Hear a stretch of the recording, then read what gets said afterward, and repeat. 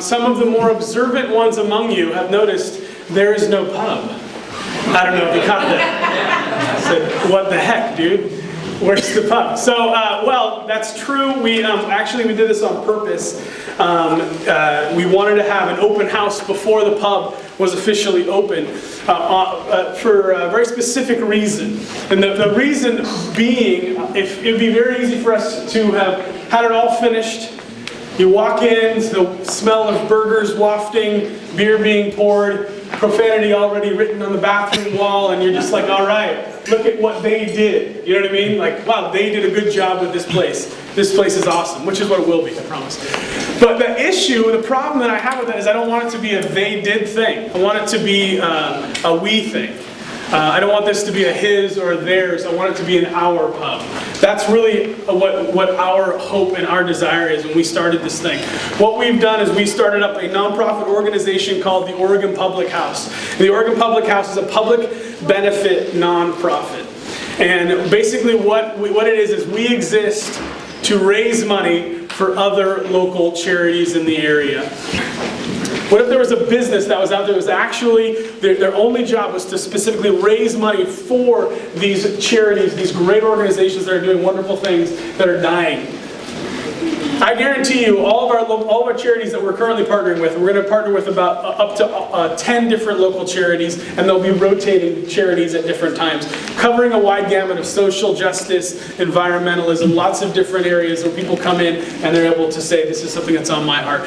All of these charities, I guarantee you that probably the department that they spend the largest amount of energy, the largest amount of time, and maybe even the largest amount of money is the fundraising department. Right? Not what they're doing, not what they're called to do, or what they're trying to help, or how they're trying to serve in our community. It's spent fundraising. Not because they're greedy jerks, it's because they're going to turn their lights off and close their doors if they aren't getting out there trying to get some money to keep their thing up and running. But what if there was an organization that was doing that for them? What if there was an organization that's sole purpose was to generate and regenerate monies to pour into these organizations? What if there was a business that was actually functioning in that way? That's what we're trying to do. We're trying to start something brand new, something that's never been done before. We're starting up the world's first, I think it's the world's first, non-profit brew pub. So the way we've structured it is you walk into our pub, you have a couple menus, you have your food menu, you have your beer menu, drink menu, and then you have your charity menu. And all of our charities will be listed up there, and the individual customer can come in and choose what food they want, what drink they want, and where they want their specific profits to go to from a list of our local charities. Whether it's an environmental need, whether it's an educational need, whether it's a hunger or a homelessness need, whatever burden they have on their heart, we want to say, this is a way for you to be empowered even during a time of a down economy, even during a time of recession. You can still be empowered to give and to care for our communities together. And so what we're trying to do is we're trying to gather with all of you and find a community of people that would want to join us in what we're doing. And I'm asking tonight if you would partner with us.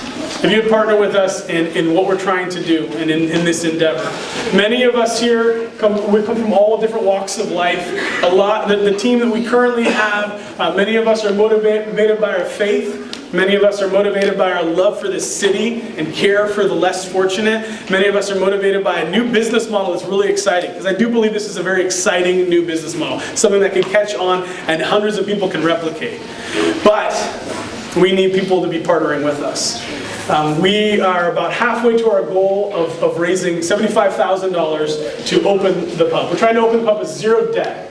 Which is, if anybody's ever opened a restaurant or any business, you're like, haha, idiot, right? But we're trying to do this because it's not going to do us any good to open our pub and have a $100,000 loan in our back pocket that we can't donate a dime until we pay off, right? We're trying to get this thing open as a community so that we can, as a community, do some good together in our city. I really do believe in what we're doing. I believe that what we're doing will be, can be, and should be very successful in not just a business, but in helping change, transform, influence our city, and do some real good together. So that's what we're trying to do. Thank you all so much for coming out. So you just finished telling us about the Oregon Public House, which can be a non-profit pub. How do you guys plan to keep the books on that? How do you plan to make money, keep it running, pay the bills, etc.? We have a few different things that I would consider to be kind of like keys to our success. First of all, we're going to be a really great brew pub. As far as I'm concerned, we'll have a fantastic menu. We have a really excellent chef on staff already, or on board already, and we're going to have excellent taps, lots and lots of great guest taps that we'll have here. So we're going to create a great environment, people to come, hang out, have great food, have great beer. That's our first, I think, key to success, being a good restaurant. Second is we're going to have a large volunteer base for some of the non-essential areas of staff, where we'll have our bus boys, people hostessing, some of the people that are even bringing the food out from the kitchen. We're not going to have waitresses and waiters like traditionally. It'll be ordering at the bar, people will bring your food out. So we'll have a large amount of volunteers that are going to help keep our overhead down. And then the third key is the ballroom.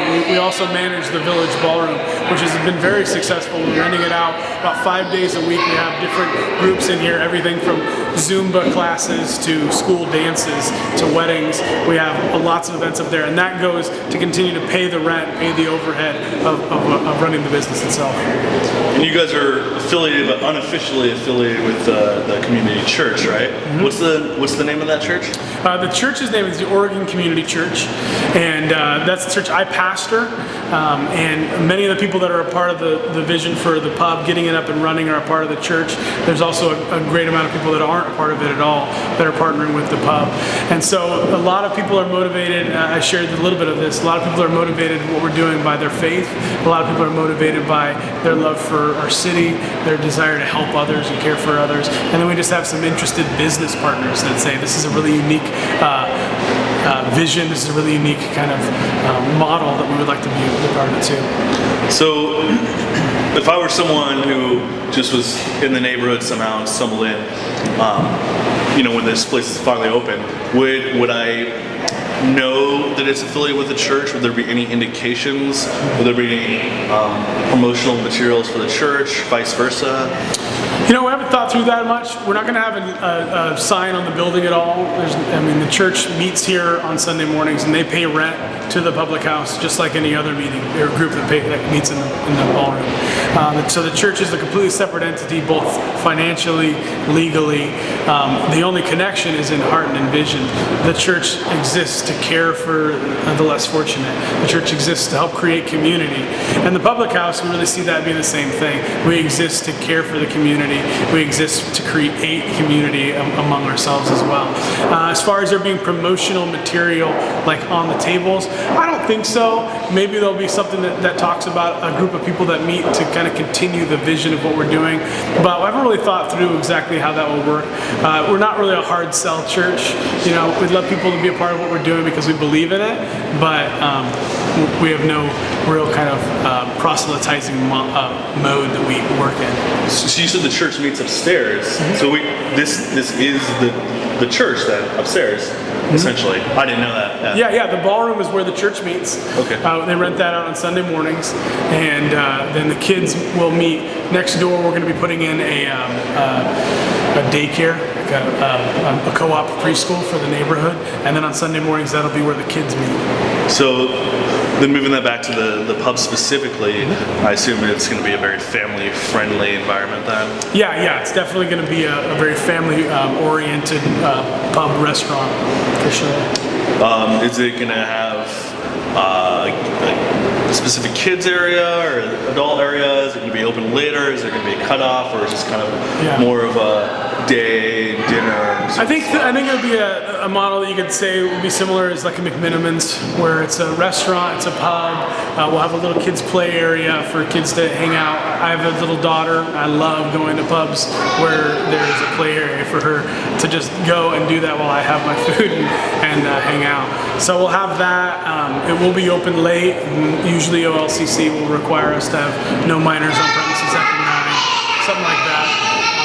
But yeah, we're going to be a family-centered and family-friendly pub. And also this neighborhood, which is kind of like, you know, quiet but up and coming neighborhood. You have the Firehouse, but you also have Breakside Brewery. Yeah. Does that affect you at all, or is that consideration? I mean, have you guys talked to them? Are you gonna like have Breakside beers on tap, or no, something totally different? Yeah, we've talked with them. I know the owners over there. They're really great guys, and our heart is to continue to foster community. Especially, this is my neighborhood. I live 6 houses down, so this is my neighborhood. I love what's taking place, and I love that there is Breakside Brewery. There's Good Neighbor Pizza. There's Woodlawn Coffee, Firehouse. All these fantastic restaurants right here. We just want to be a part of that.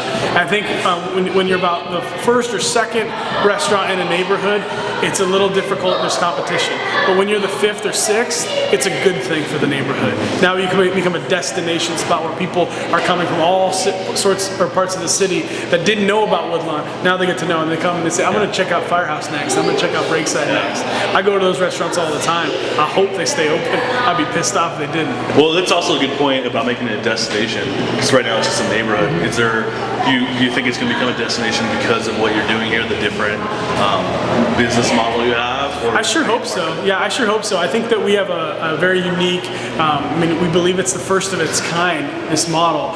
So I think we have a very unique opportunity to reach a lot of people that are already going out, already spending their money, enjoying themselves over, good beer and good food. And we just say, do that here in a great environment for a good cause.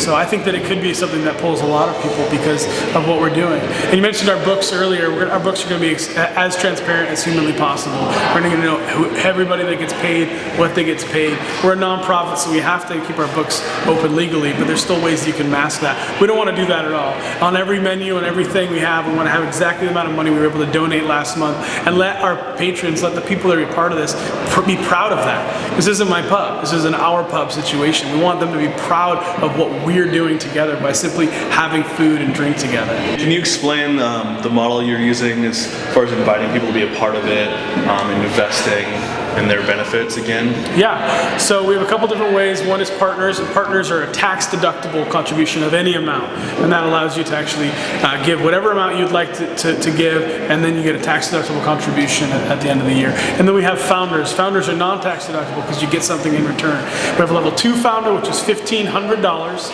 and that gives you a beer a week for life. And then a level 1 founder is $2,500, and that gives you a beer a day for life. And so the way we've kind of structured that is, if you want to become a founder, you can give your amount either one time or over 10 months, and then you get your beer anytime, whether it's a weekly or daily. You get your own personalized pint glass on the wall, the founder's wall. You get your name on it. You can use that every time you come in for your free beer. You get your own little founder's card with your picture on it, and you're a part of this pub. You're a part of the history of how we came to be. And so for someone watching this at a later date, how would they contact you or sign up for that program? You can go to our website right now. It's just a simple splash page. We're actually developing it right now, OregonPublicHouse.com. There's a contact us link. You can email me directly at ryan@OregonPublicHouse.com. You can also go to our Facebook page, The Oregon Public House. You can email me or contact me there. Or you can call our phone number, which is 503-737-9339. And then lastly, do you have any projection date or when you're planning to be open here? Yeah, we're planning to be open at the end of spring. That's kind of our projection date. We don't have a specific date yet. It's kind of depending upon the city dragging their feet with a lot of our permits. As soon as that gets the approval, then we can start actually labeling out, okay, this is the day we're going to put the floor in, this is the day we're going to put the wall in. But until they approve those final plans, it just takes a little while.